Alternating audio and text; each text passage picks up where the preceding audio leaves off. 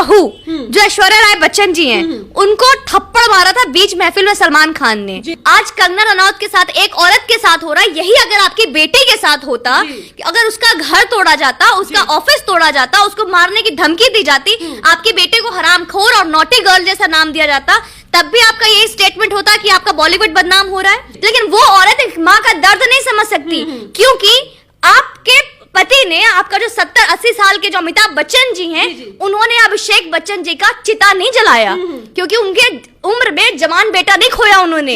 Madam, ये Bollywood industry को gutter तो बाद में बोला जाएगा, जो आप मुंह खोल रहे हो ना, गटर वाली बदबू आपके मुंह से आ रही है। सारे मर्द मर चुके हैं, कोई मर्द बचा नहीं, तो एक बूढ़ी आंटी आके आती है और बॉलीवुड का बागडोर संभाल लेती है, और पीछे जवान खून आके बोलते हैं जी बड़े होकर हम ऐसे बनना चाहते हैं। जया बच्चन जी, मैं सबसे पहला क्वेश्चन जो मैं पूछूंगी आपसे, कि आज आपको बुरा लग रहा है कि बॉलीवुड को बदनाम किया जा रहा है? इतने वर्षों से आप महाराष्ट्र में रहती हैं, मुंबई में रहती हैं, शिवाजी महाराज की नगरी में रहती हैं, तो यहाँ पे जो इतनी पवित्र भूमि जो शिवाजी महाराज की नगरी है, उनको बदनाम किया जा रहा है, महाराष्ट्र सरकार को बदनाम किया जा रहा है, उसके लिए बुरा नहीं लगा? चलिए, मैं मठ्ठा पुलिस की बात नहीं करती, मैं महाराष्ट्र सरकार की भी बात नहीं करती, महाराष्ट्र स्टेट को बदनाम किया जा रहा है, वो बुरा नहीं लगा आपको? तो आज आपको इतना बुरा क्यों लग रहा है कि आपकी इंडस्ट्री बदनाम हो रही है? यहाँ पे इंडस्ट्री के बारे में तो किसी ने कुछ कहा नहीं, यहाँ पे चुनिंदे उन लोगों के बारे में कहा गया है जो कि ड्रग्स लेते हैं, और आपको बुरा इसलिए लग रहा है कि कहीं ना कहीं आपकी बेटी भी ड्रग्स का सेवन करती है। ये फैक्ट है कि उनकी बेटी भी ड्रग्स का सेवन करती हैं। तो मैं ये औरत से हम क्या उम्मीद कर सकते हैं, जो हमेशा से एरोगेंट रही हैं, एटीट्यूड दिखाते आई हैं, रूड रही हैं, इवन ये तो मीडिया तक से इन्होंने सही से आज तक पेश नहीं की है। तो मैडम, आपको बता दूं, आपका अस्तित्व सिर्फ इतना है कि वो अमिताभ बच्चन महानायक की आप वाइफ है, इससे ज्यादा कुछ नहीं है ना। आपके बेटे इस काबिल है जो कुछ कर सके। तो ये क्या स्टैंड लेगी महाराष्ट्र के लिए, जो आज तक अपने परिवार के लिए स्टैंड नहीं ले पाई, वो महाराष्ट्र के लिए क्या स्टैंड लेगी? और आज आइए बॉलीवुड के लिए स्टैंड लेने। इसकी खुद की बहू जो ऐश्वर्या राय बच्चन जी हैं, उनको थप्पड़ मारा था बीच महफिल में सलमान खान ने। सलमान गैंग का नाम आज सामने आता है कि सलमान गैंग ऐसा कर रहा है, खान गैंग ऐसा कर रहा है। आज तक आपने हिम्मत नहीं जुटाया कि आप ऐश्वर्या राय अपनी बहू के लिए कुछ बोल सके। चलिए ठीक है, आज आपको मौका दिया गया है, आज आपके पास एक ऐसा मौका है जहां पे आप, चलिए देश के लिए नहीं, सुशांत भाई के लिए नहीं, दिशा साल्यान के लिए नहीं, पालघर के साधुओं के लिए नहीं, कम से कम अपने बहू के लिए बोल लेते, अपने बहू के लिए कि हाँ मेरे बहू को भी इसने मारा है।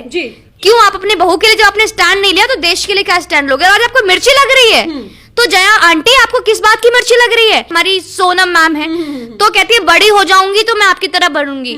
मैडम, कितनी बड़े हो गए आप? ओवर 30 हो गए, शादी हो गई, बच्चा करना ना करना आपकी मर्जी है, वो आपके ऊपर डिपेंड करता है, क्योंकि आप बहुत ही कूल फैमिली से बिलोंग करते हो, तो आपके डिपेंड करता है। लेकिन अब कितने बड़े होगे, और अब ये कह सकते हो कि जब बुढ़े होगे तो जया बच्चन की तरह लगना चाहोगे। फरहान अख्तर जी हमारे आके सामने कहते हैं कि हमें गर्व है, तो आपको किस चीज पे गर्व है? आपको गर्व है कि सुशांत को, आपके को स्टार को बेरहमी से मार दिया गया, इस पे गर्व है आपको? इस पे तो आपने कुछ नहीं बोला, और आपने एक बार भी नहीं बोला कि निर्मम हत्या की गई पालघर साधुओं की, इस पर तो आपने एक शब्द नहीं बोला। एक लड़की के लिए वायरल किया जाता है कि उसको न्यूड बॉडी मिली है, एक किस हालात में उसका मर्डर किया गया, और आप उसको सुसाइड का नाम दे रहे हैं आपका पूरा महाराष्ट्र सरकार, उस पर आपने नहीं बोला। एक औरत, मैं सोचती हूँ जया बच्चन जी से, जया बच्चन जी, अगर जो चीज आज कंगना रनौत के साथ एक औरत के साथ हो रहा है, यही अगर आपकी बेटी के साथ होता, कि अगर उसका घर तोड़ा जाता, उसका ऑफिस तोड़ा जाता, उसको मारने की धमकी दी जाती, आपके बेटे को हरामखोर और नॉटी गर्ल जैसा नाम दिया जाता, तब भी आपका यही स्टेटमेंट होता कि आपका बॉलीवुड बदनाम हो रहा है। या फिर आपका बेटा एक दिन आपका भी, जैसे आप हंस रहा है, खुश है, आपको पता है कि आपका बेटा क्या है आपके लिए, बचपन से पाला है आपने, आपका बेटा है, आपका खून है, आपको पता है कि बेटा कैसा है आपका, आपके बहनों को, उनके आपकी बेटियों को पता है भाई कैसा है आपका, और उसी बेटा के बारे में बोला जाता है कि वो बाइपोलर है, डिप्रेस्ड है, एंजाइटी में जी रहा है, और एक दिन कोई आता है और आपके बेटे को आपसे दूर लेकर जाता है, और एक दिन एक कमरे में आपका बेटा अगर फांसी पे टंगा हुआ मिलता है, मरा हुआ मिलता है, तब भी आपका यही स्टेटमेंट होता? आपके घर के संतों को, आपके बुजुर्गों को, आपके पुरखों को अगर बेरहमी से सड़क पर कुछ लोग मारते, तब भी आपका ये स्टेटमेंट होता? तो मैडम, इस तरीके का दोगलापंथी आप सांसद में आके नए जो विक्टिम कार्ड खेल रहे हो, आज तक तो मुंह खोला नहीं आपने। तो मैं उनसे यही बोलूंगी, जया मैम, आपकी उम्र हो गई है, आराध्या बच्चन आपकी जो बहू है, घर पे बैठ के कुछ खिलौने उनको दो, कुछ खिलौने खुद लो, बैठ के खेलो। इस तरीके की आप हरकत मत करो। बस एक ये है कि आज तक आपने कुछ बोला नहीं, आज आपको बुरा लग रहा है, तो मतलब जवान खून तो खत्म हो गए, सारे मर्द मर चुके हैं, कोई मर्द बचा नहीं, तो एक बूढ़ी आंटी आके आती है और बॉलीवुड बॉलीवुड का बागडोर संभाल लेती है और पीछे जवान खून आके बोलते हैं जी बड़े होकर हम ऐसे बनना चाहते हैं। ये सोचो रवि किशन ने क्या बोला। रवि किशन ने ऐसा बोला कि हाँ जी जया जी आपका बॉलीवुड फैमिली, आपका घर वाला अमिताभ बच्चन या फिर आपकी फैमिली से कोई ड्रग्स ले रहा है। उन्होंने तो सिर्फ ये बोला कि भविष्य में ऐसा ना हो, उस पर उन्होंने चिंता जताई। उन्होंने सिर्फ ये बोला कि आगे आने वाली हमारी भी जनरेशन होगी, क्योंकि उनको लगता है कि मेरे टाइम में कोई ऐसा नहीं करता था या फिर अमिताभ बच्चन जी के टाइम में ऐसा नहीं करता था। लेकिन आज की जनरेशन जो है, जो उनको ऐसा लगता है कि बॉलीवुड में ड्रग्स पैडलर बढ़ते जा रहे हैं, करोड़ों की लेन देन होती है ड्रग्स के नाम पर। उनका कहना है कि और इसमें गलत क्या है। और जो सामने एनसीबी खोल के ला रही है, खोद के ला रही है, खुद सामने चीजें आ रही है। यहाँ तक कि गोवा से कनेक्शन दिखाया जा रहा है, डार्क नेट से कनेक्शन दिखाया जा रहा है, वहां पे आप ऐसे स्टेटमेंट दे रहे हो। मैडम जब एनसीपी नार्कोटिक्स डिपार्टमेंट जब सुशांत के केस में आई थी ना, उस वक्त अगर आप ये स्टेटमेंट देते तो एक बात वैलिड समझ में आती है।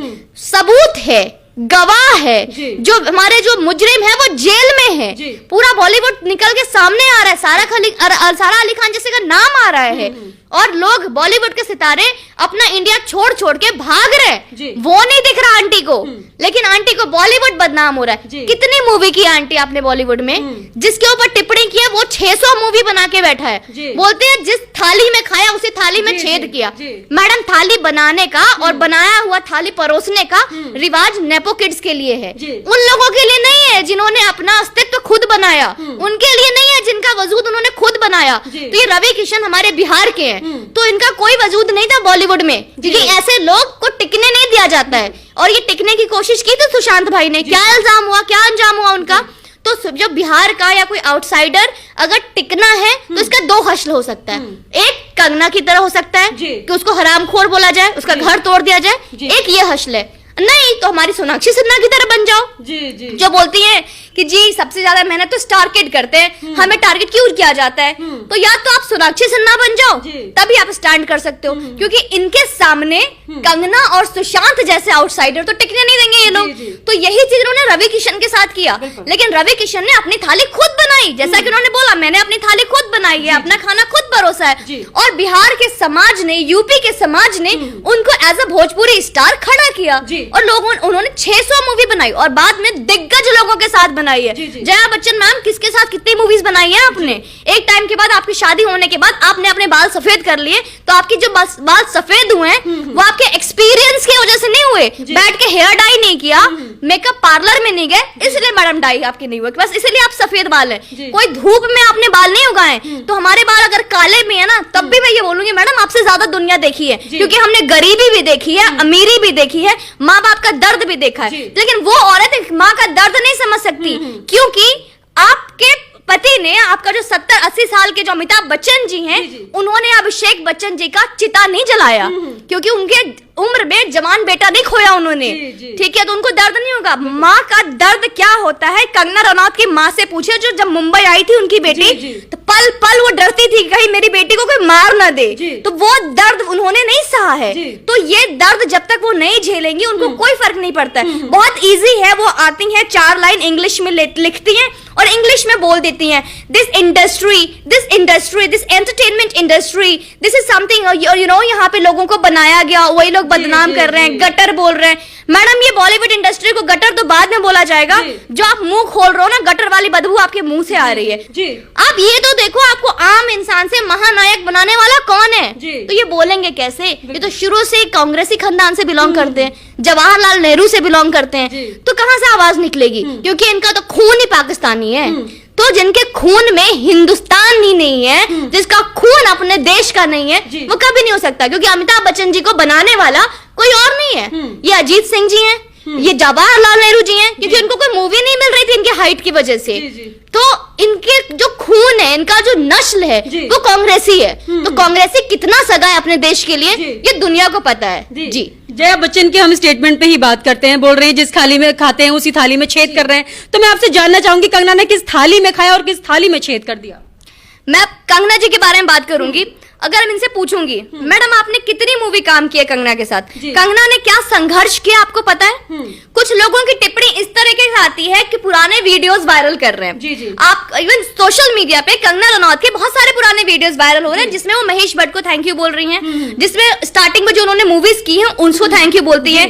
तो पुराने वीडियोस उठाकर दिखा रहे हैं कि बिफोर आफ्टर, कि पहले कंगना रनौत इन्हीं लोगों को थैंक यू बोले नहीं थकती थी और अब इन्हीं के खिलाफ गटर बोल रही हैं। तो भारत बदल रहा है, हमने वो जिंदगी भी झेला है और हमारे बुजुर्गों ने आजादी से पहले भी अपनी सांसों को बंद नहीं की थी। पर इसका मतलब ये नहीं कि अगर हम गुलामी की जिंदगी जी चुके हैं, यहाँ पे रहने के लिए हमने अगर उन लोगों को सलाम ठोका है हमारे बुजुर्गों ने सिर्फ जिंदा रहने के लिए, स्टेबल होने के लिए, इसका मतलब ये नहीं कि उन बुजुर्गों का जो आने वाला कल है उनको सलामी ठोकेगा। अगर आज हम आवाज नहीं उठा रहे, कुछ लोग हैं जो इस चीज पे आवाज नहीं उठा रहे, क्योंकि ये जो आज हुई है बॉलीवुड में पहले से होता आ रहा है। दिव्या भारती मैम के टाइम हुआ, परवीन बॉबी के साथ हुआ, हमारे बुजुर्गों ने आवाज नहीं उठाई। इसी तरह आज अगर आवाज उठाई होती तो हमें फक्र होता कि जो चीज आज हम सुशांत भाई के लिए लड़ रहे हैं, शायद ही उन लोगों के साथ क्या हुआ वो सामने आता।